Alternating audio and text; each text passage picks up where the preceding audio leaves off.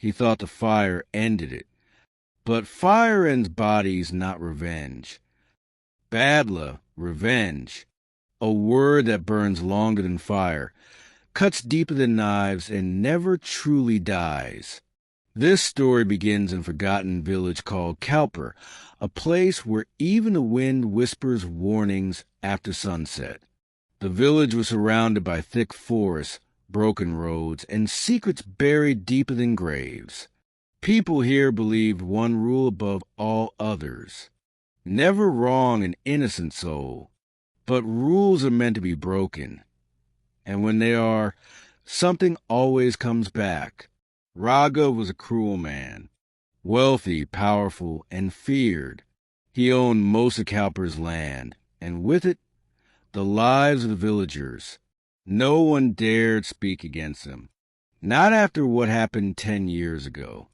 Meera remembered everything. She was just a schoolteacher then, quiet, kind, respected. She believed education could change lives. She believed people were good. She was wrong. One night, on the festival of Amavasya, when the moon vanished from the sky, Raghav accused Meera's husband Amit of stealing temple gold. The accusation was false, but truth never mattered in Kaalpur. Amit was dragged to the village square. Meera screamed. She begged. She touched feet. No one helped. Raghav ordered him burned alive. The fire roared.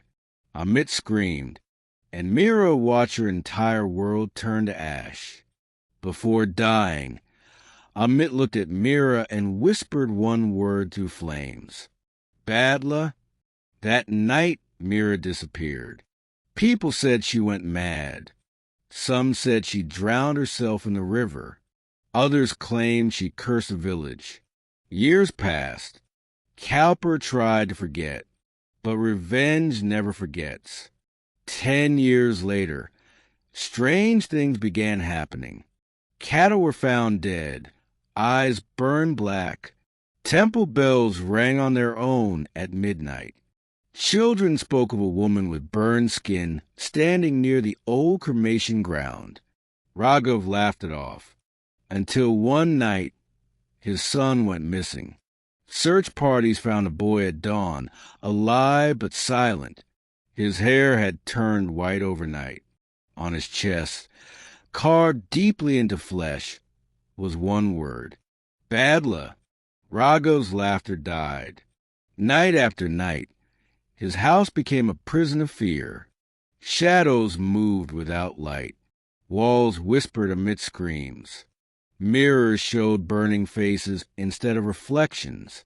And then Meera returned. She walked into the village at dusk, dressed in a white sari stained with ash. Her eyes were calm, too calm. Villagers froze when they saw her. She smiled. Main wapaze gai hoon, she said softly. I've come back. People felt cold even in summer. Raghav tried to confront her.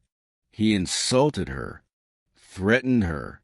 But fear crept into his voice when she leaned closer and whispered, Tamari Saza of Shirahogi.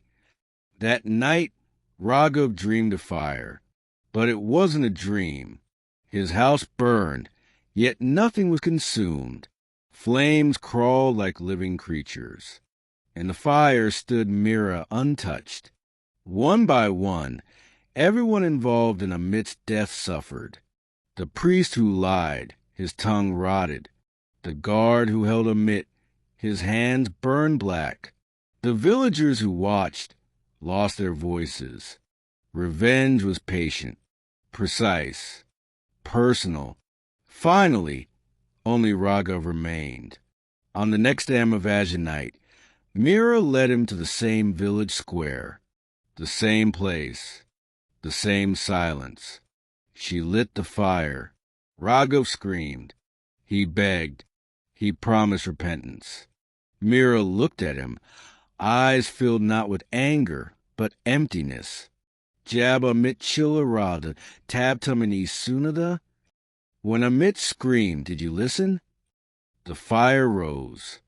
As Raga burned, Meera whispered the final truth. I died that night too. What returned is only Badla. When morning came, Raga was gone. No body, no ashes, only the word Badla burned into the ground. Meera was never seen again. Kaalpur slowly returned to normal.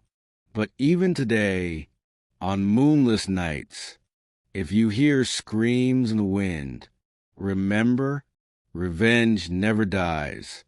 It waits